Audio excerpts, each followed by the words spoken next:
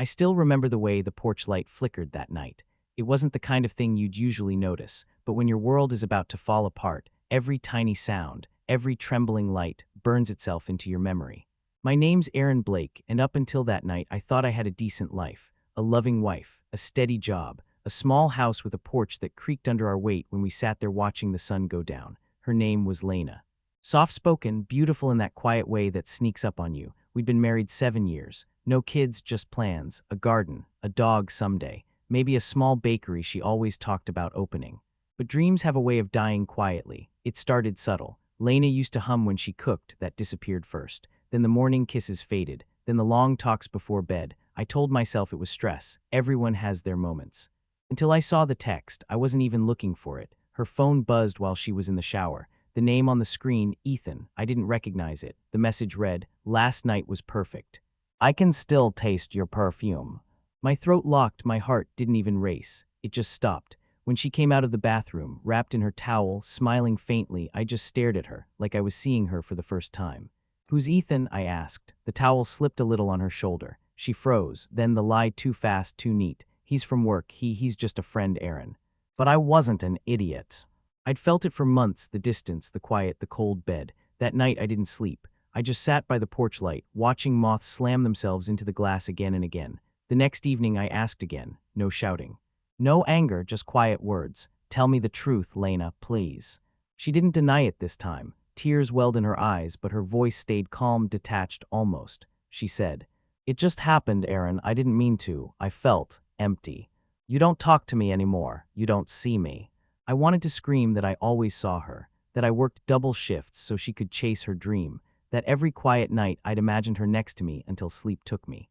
But what was the point? She'd already rewritten the story in her head. I remember whispering, "Do you love him?" A pause too long, then "I don't know." That broke something in me. The next day she packed a bag. Didn't even ask me to stop her, just left a note on the counter that said, "I need to find myself. Please understand." Understand. I watched her drive away from the porch we'd built together. The same porch where we'd promised each other forever. The wind was cold that night, the house colder. I kept her toothbrush in the holder for weeks, her mug on the counter, her hair tie on the bedpost, as if she might come back any second.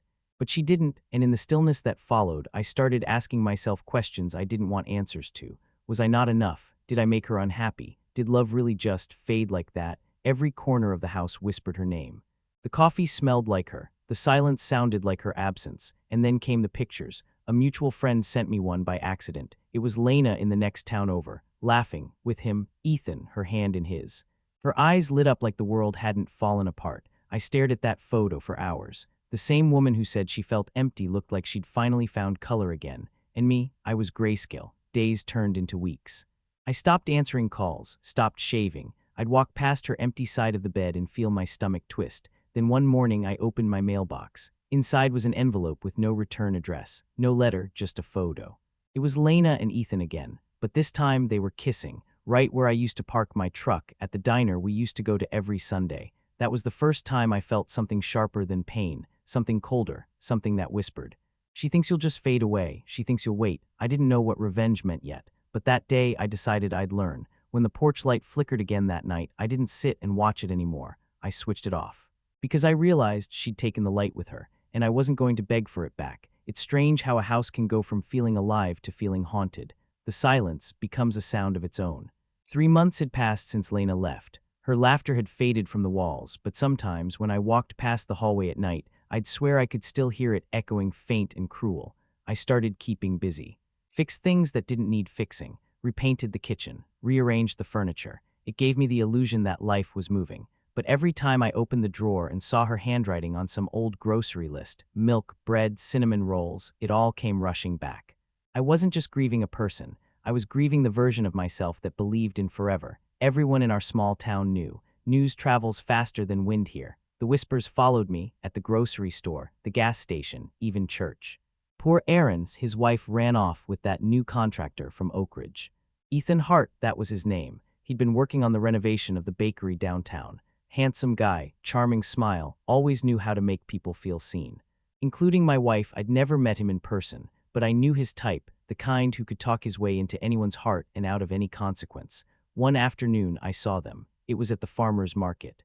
I wasn't even trying to, I just turned a corner, and there they were. Lena was wearing the blue sundress I bought her for our 5th anniversary. Her hair was tied up, and she was laughing the way she hadn't with me in months before she left. Ethan stood close behind her, his hand on her back, like she belonged to him now. And maybe she did, she saw me. Her smile vanished instantly. I didn't say a word, just turned and walked away, my heart pounding in my ears. That night I opened a bottle of whiskey I'd been saving for our anniversary, the one that never came. I drank until the clock blurred, until her face stopped hurting when I thought of it. But pain doesn't drown, it floats.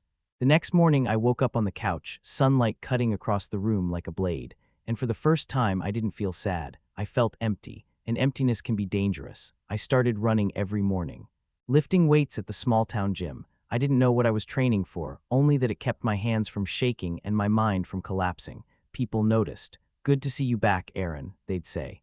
They didn't know that I wasn't back. I was rebuilding something new out of what was left. Then came the messages. One night, as I was scrolling through social media, a notification popped up. A new account, no profile picture. "She's not as happy as she looks." That was it, no name, no context. I thought it was some cruel joke. But a few days later, another message came, this time with a photo. It was Lena. She was sitting alone in her car, eyes red, makeup smudged, same dress, same parking lot where I'd seen them weeks ago. Then another text, "Ethan's been seeing someone else she doesn't know yet." I stared at the screen for a long time. My chest tightened, not with love, but with something darker. Karma, that's what it looked like. A week later, Lena posted a picture online, her and Ethan at some fancy restaurant. The caption read, "Starting fresh dizzy." But the comments told another story. One woman wrote, "Does he ever stop flirting with the waitress?" Another said, "He's got a reputation, girl, be careful." I didn't comment, I didn't like or share. I just watched because sometimes revenge doesn't require a plan. Sometimes it just requires patience. Still, something in me wanted to face him, to look Ethan in the eye. Not to fight, but to see what kind of man could smile while destroying another's home. And I got my chance. One evening, I stopped by the hardware store. As I walked out with a bag of nails and sandpaper, I saw a familiar truck parked by the curb. Ethan's truck, the same one from that photo, parked outside my old diner. He came out of the store laughing into his phone, didn't even notice me at first. Then his eyes met mine. The laughter died. "Aaron," he said slowly. "Didn't expect to see you here."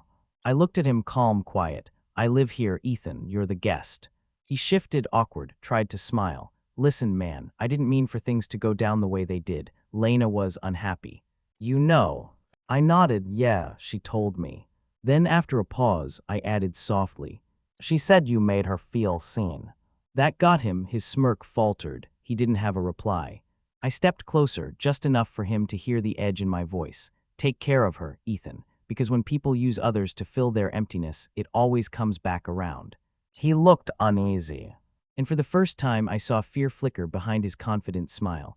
I walked away without looking back. 2 weeks later, Lena called. Her voice was small, shaky. "Aaron, can we talk?" It was the first time I'd heard her voice since she left. I said nothing for a moment, then quietly, "About what?" I made mistakes," she whispered. "Can we meet? I think I owe you an apology." I almost laughed, but it came out as a sigh. "Sure," I said, "tomorrow." "At the porch." After the call, I stood there staring at the empty living room. The porch light had been dead for months. I replaced the bulb that night, because something told me tomorrow she'd need to see exactly what she'd lost.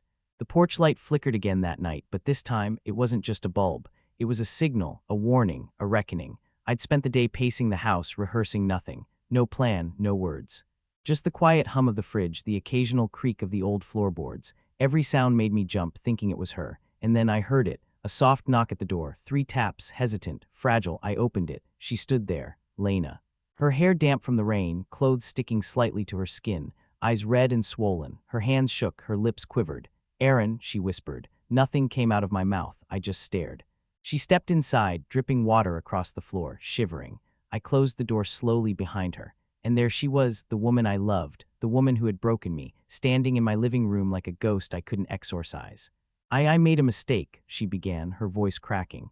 "It wasn't supposed to be like this. I thought I was finding myself, but I lost everything instead." I watched her. Every word felt like a dagger and a plea all at once. Her hands clutched the hem of her jacket, twisting it nervously. She wasn't the confident, detached woman who left. She was fragile, vulnerable, broken. Ethan," she stumbled. "He lied to me. He used me." And now I see what I've done, what I've lost, you. I didn't interrupt, I let her speak, let her stumble over herself, because that's what heartbreak sounds like when it's real. Not in movies, not in texts, not in whispers behind closed doors. I was selfish, she whispered, tears rolling down her cheeks. I thought I could feel alive with someone else, but I only hurt you, and myself. I'm so sorry. Her eyes searched mine, desperate for something, forgiveness maybe, love maybe. I felt my own chest tighten. I wanted to scream at her, to tell her she'd ruined everything, that nothing could ever go back. But then I saw her trembling, and I remembered the nights I spent staring at the ceiling, imagining her beside me.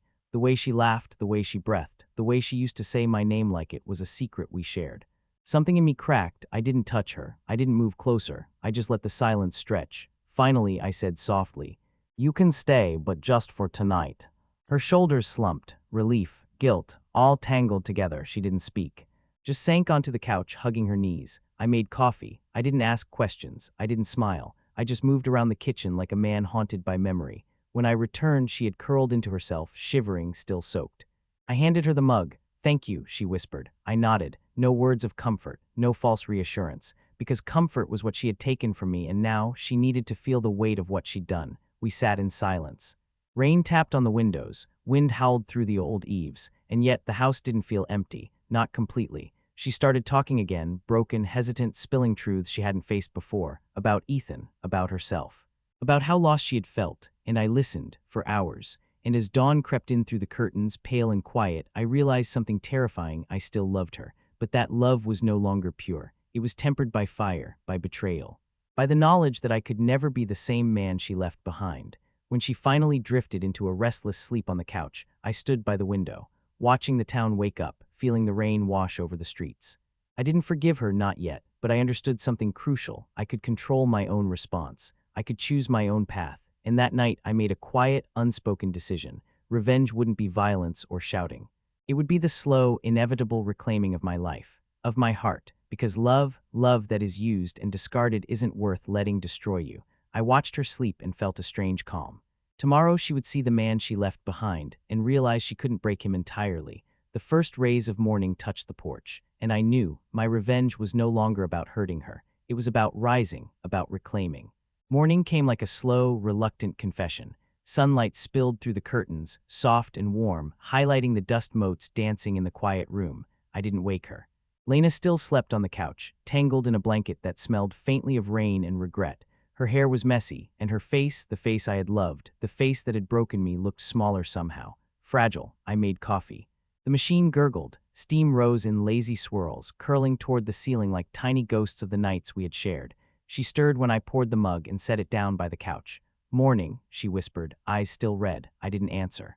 I just watched her sip, careful, almost reverent. No apologies, no declarations, just the weight of silence. Silence that carried everything, the lies, the absence, the betrayal, the lingering love. After a while, she spoke. I can't believe I let it get this far," she said, voice cracking again. "I destroyed us, Aaron. I was selfish. I held up a hand. "No," I said quietly, "don't." Her eyes widened slightly. I continued. "I don't need your explanations. I don't need your apologies. Not anymore." She trembled. I thought we could reconnect. I thought maybe you'd forgive me."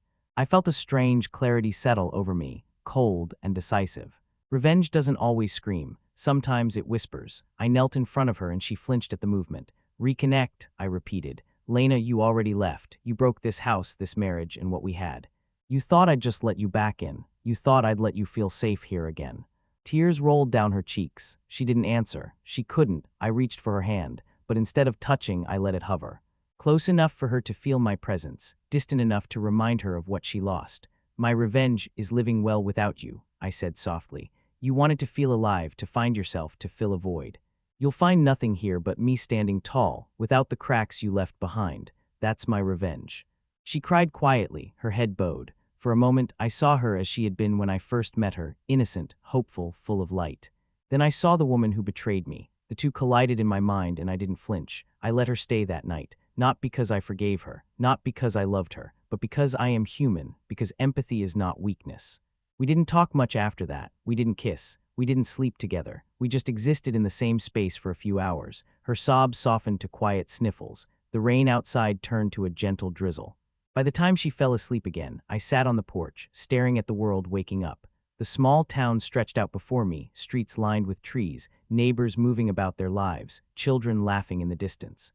And I realized life moves on, even when someone you loved most doesn't. I woke before her the next morning. The sun had climbed higher, cutting golden stripes across the wooden floor. I packed a small bag, her things. Placed them neatly by the door. She woke as I did it, her eyes widened. I can stay, she whispered, uncertain. I shook my head. No, Lena, not anymore. You had your chance. You made your choices. My revenge, my closure. It doesn't require you to suffer. It requires me to live. She didn't speak, her face crumpled in shame. I opened the door and handed her the bag. The rain had stopped. The air smelled of wet earth and beginnings. I hope you find yourself, I said, voice steady. She nodded, tears glistening, and left without another word. I closed the door. The house was silent again, but this time it didn't hurt. I walked to the porch and switched on the light. It flickered, then stayed steady. A small reassurance, a quiet victory. I took a deep breath. For the first time in months, I felt whole. The betrayal had cut deep. The pain had been brutal. But standing in the aftermath, watching the world continue outside, I knew something essential. I am stronger. I am whole. I am free. And that is the revenge she will never see coming. The past is behind me. The future belongs to me. And the porch light shines on, just as it should. On, just as it should.